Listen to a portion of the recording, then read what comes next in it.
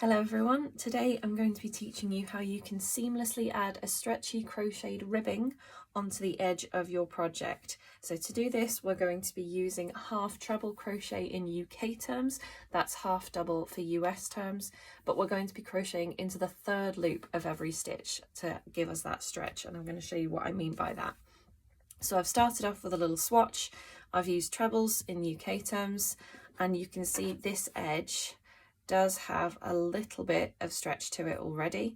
So we're going to add a ribbed section to this edge, but we're going to be going in rows along the edge, and those rows are going to be attached to the existing swatch as we go. So I haven't tied off, I'm going to continue with my stitching without needing to tie off and rejoin the yarn. So I'm going to start off by chaining 4. So that's going to give me 3 half treble crochets plus 1 turning stitch. So I'm going to turn my work, wrap my hook, and I'm going to go back and half treble crochet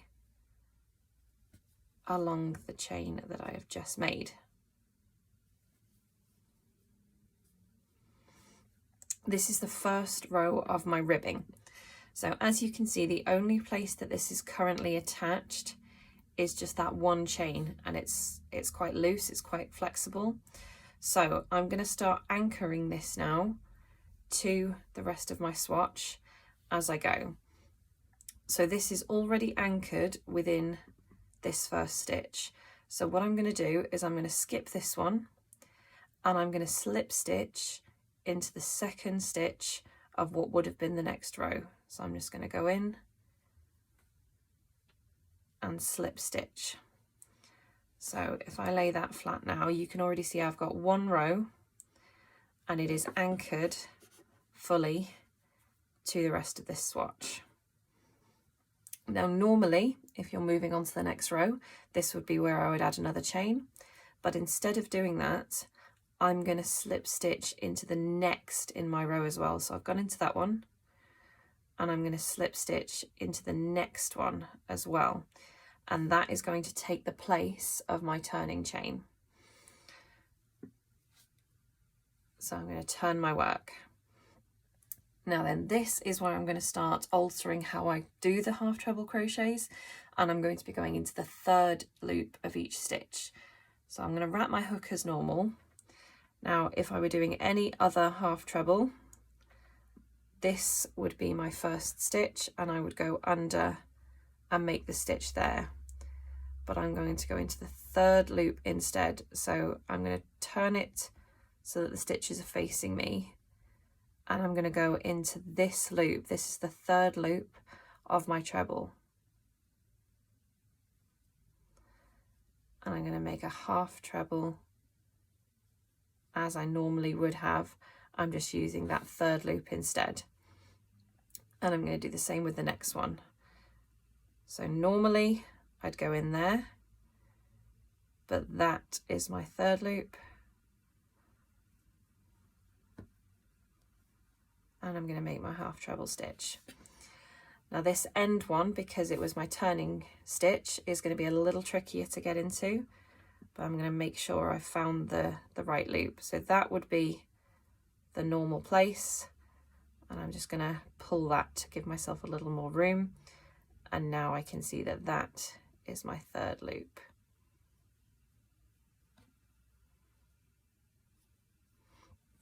And that is my second row completed. Now because I'm on the other side to my existing swatch, I'm going to chain 1 for my turning stitch and continue back along with my third loop only half trebles. So wrap the hook not into the normal place, into that third loop,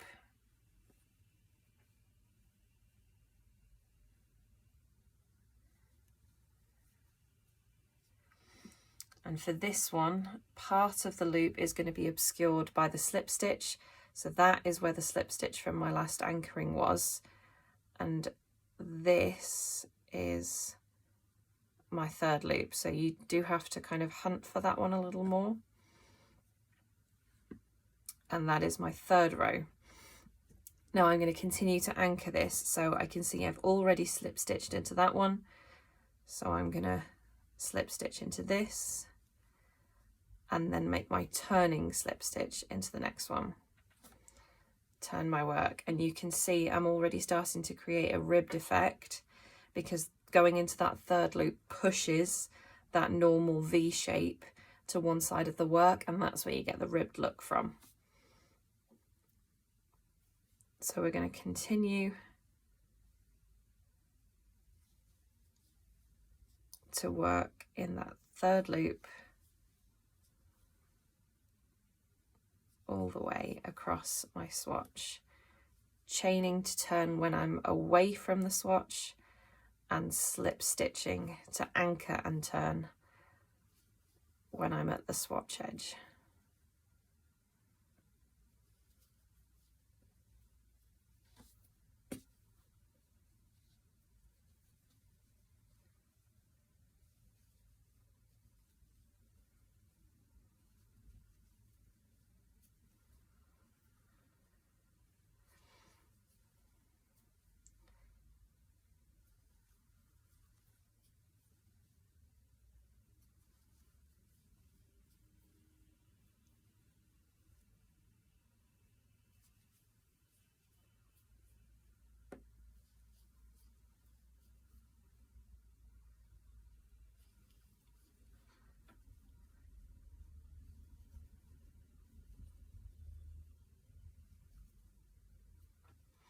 And now that I've done a few more, you can see that stereotypical ribbing effect appearing on both sides of the work.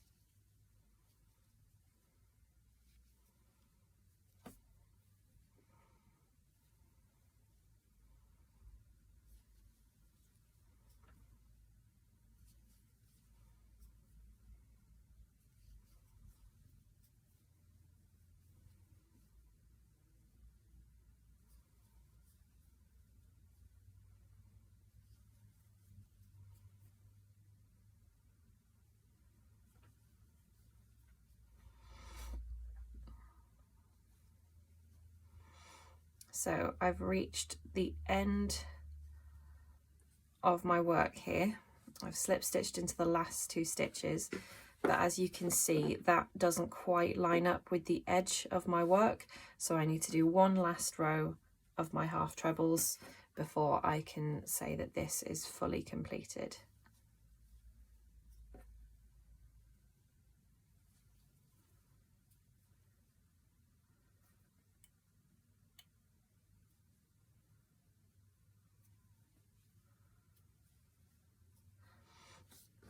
Because that now lines up with the rest of my work. So I'm going to break my yarn